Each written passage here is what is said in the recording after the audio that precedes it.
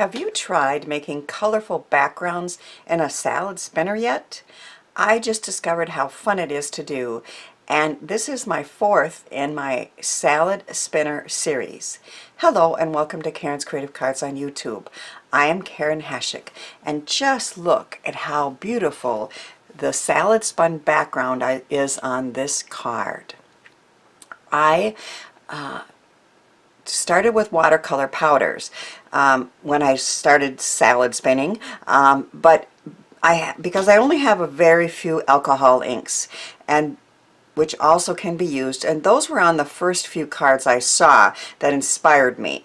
I tried white and black watercolor papers and different watercolor powders and different inks, and you can see those on those videos on my Salad Spinner series playlist. But then I tried different kinds of reinkers. I didn't have success with regular dye reinkers or distress ink reinkers, but when I tried distress oxide reinkers, I was thrilled with the results. So here are the cards that I made while playing with distress oxide reinkers in my Salad Spinner.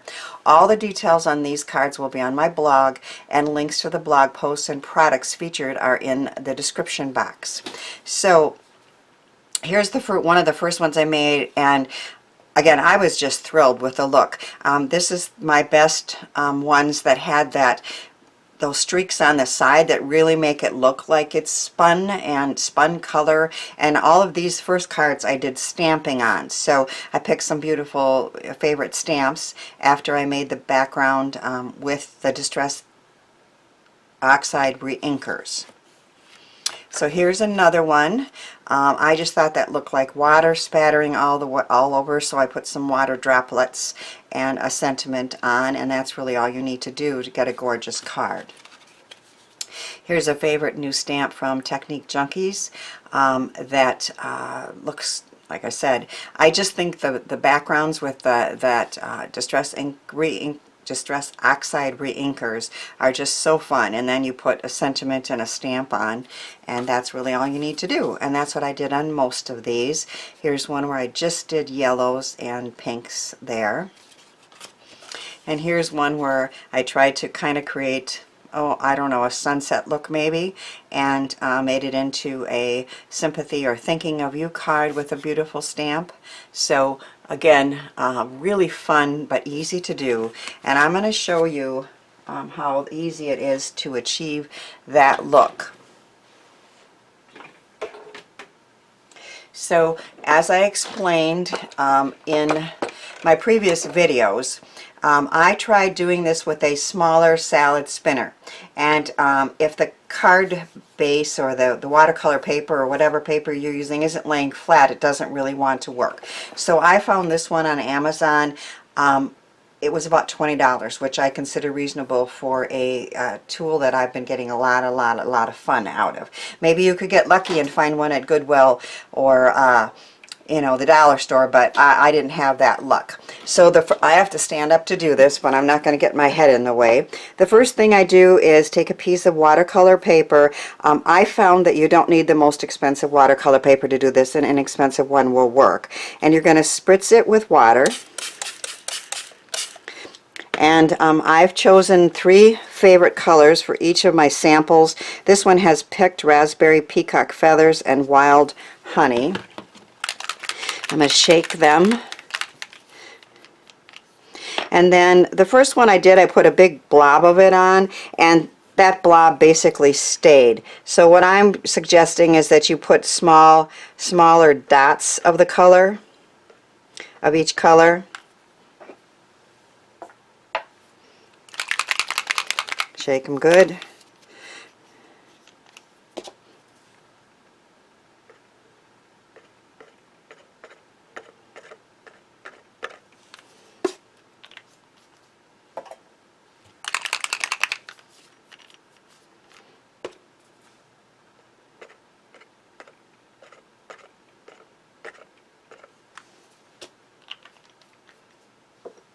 And then we're going to spritz it again, and then we're going to spin it. And you want it to be, you know, a pretty amount of water there, because that's what creates the spinning.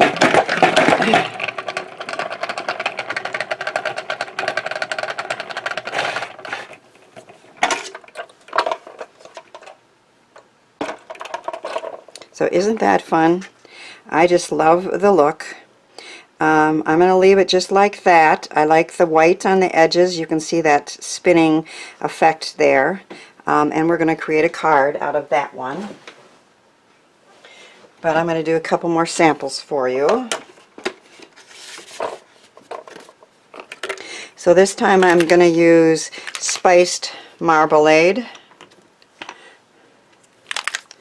Wilted Violet,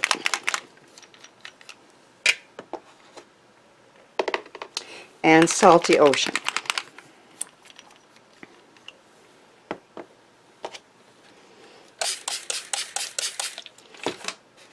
And again, just dotting it on.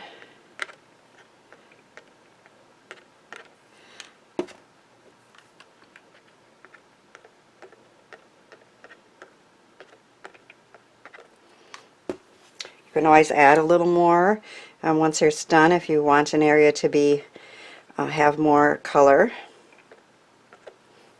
You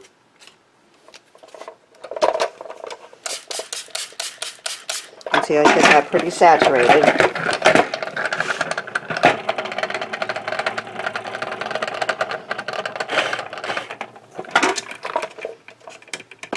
I really like that. I think I want a little more on the inside, so I think maybe the blue.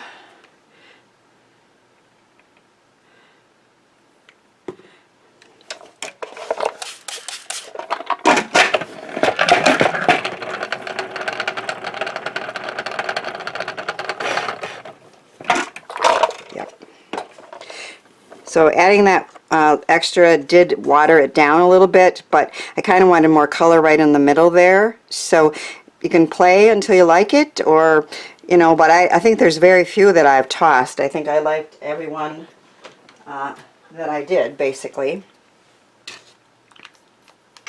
So seal these up so I don't spill them. And then I decided to try for a masculine color mix, so I'm trying Vintage Photo and a little bit of Fired Brick for a little red in there. And then I decided to use my Black Soot, which should make it interesting, right? So I'm going to spritz it. Try some black.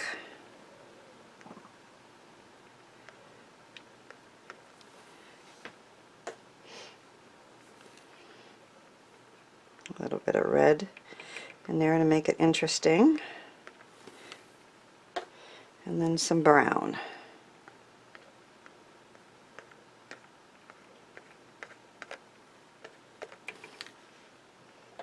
So let's see how that one turns out.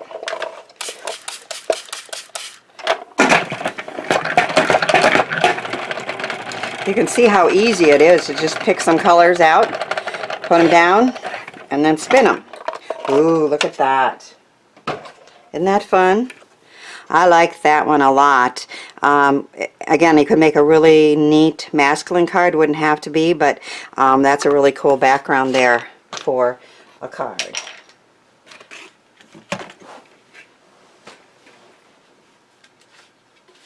So I did those color combinations a little earlier, and this was the second one I did, and I decided to try a new product that I found from Tonic Studios. They are A2 shaker pockets. So you just take the card front that I showed you how to make and put them inside this, and then you get a easy shaker that you can add some sequins to with that bright colorful background there. I have butterflies and little sequins flying around, so I thought that was fun card. And here's a version of that masculine one. And I layered it on black and then red, and I did my favorite technique, which is the eclipse technique, which I'm going to make a card with you. This one uses Gina K Designs Hello with a shadow, and I cut that shadow right out of that background and made a really cool, somewhat masculine hello card.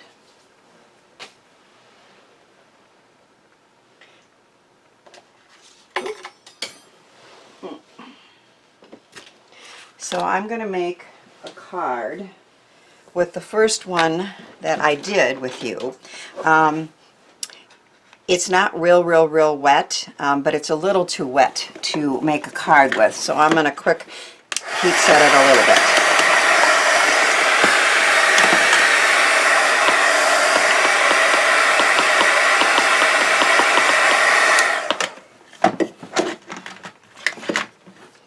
So that is going to be the card front.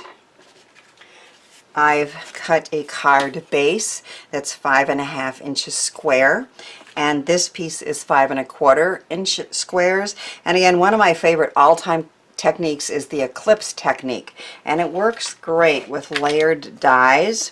And I have this new color 3-part die from Honeybee Stamps, and it has one that has the largest one, shadow has stitches on it, little dots, and then there's a little bit smaller shadow, and then there's the actual word color.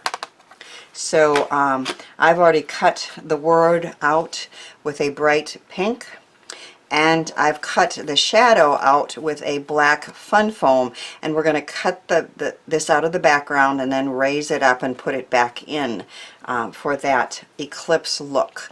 So I think maybe there. I can't tape it down because it lifts up, this watercolor paper tears no matter what I try, so it's not a big deal. I'm going to run it through my die cut machine, which I have a little bit off camera.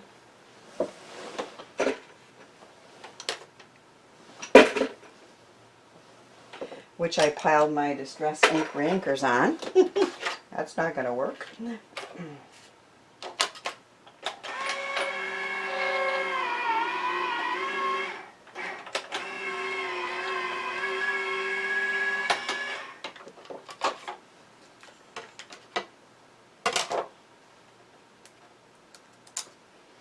So we have color, or at least the shadow, cut out of the background. So, you know, I knew I got some on here. Gonna have to wash my hands. So I had touched that black Reinker and got it on my hands, and I saw I had some on the card. I got most of it off with my Tomboy sand eraser, but I got to thinking that, you know, maybe some dots of black on there wouldn't be so bad. So I'm going to try it. I also quickly stamped a sentiment from the Honeybee Stamps color stamp set that matches the die. And this one says, "You are my favorite color." I took the black Reinker, the guilty black Reinker that made the mess, and I put a little on a plate, and then I'm going to spritz it with water. And then I'm going to pick up some, you can pick it up with a paintbrush or anything that you have. I always get nervous about where should I splatter. Well, then I let my Tim Holtz splatter brush just do that for me. So I'm going to just add a few splatters, and I hope I don't regret this, but I don't think I will.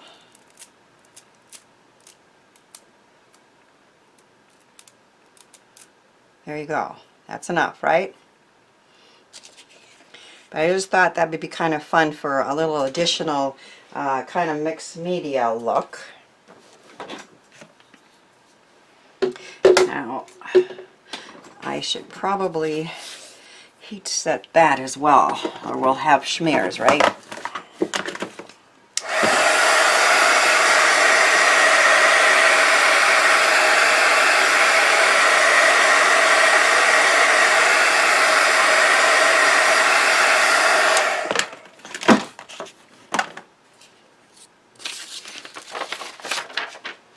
Something I forget to do, but it's a really cool additional look there.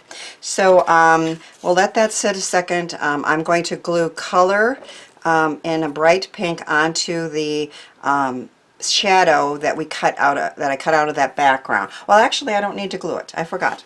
I put my favorite adhesive sheets, the Easy Cut adhesive from Eileen Hull and Thinking of You. I'm sorry. Thermoweb on the back of here, and that's a really nice thing to do with die cuts. Just got to get it started, especially if you're putting on something that you've done with water and any mixed media type, and it will stick way easier and faster. Alright, so there is our color. But we're going to glue it onto this, and this fun foam has adhesive on the back when we put it in there. So I've put some good strong tape on the back of this as well. It's watercolor paper and it got wet, of course, so better to use a good strong adhesive strip or a good strong glue probably than just a tape roller.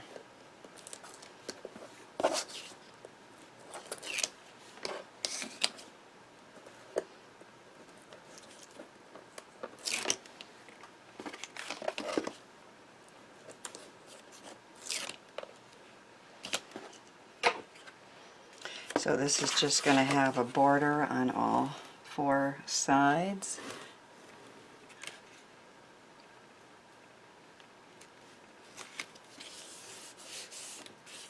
Yep, it is still smearing.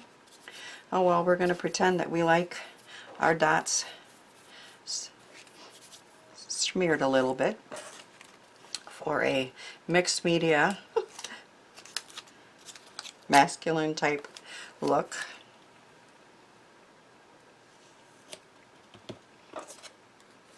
And then we're going to glue this on.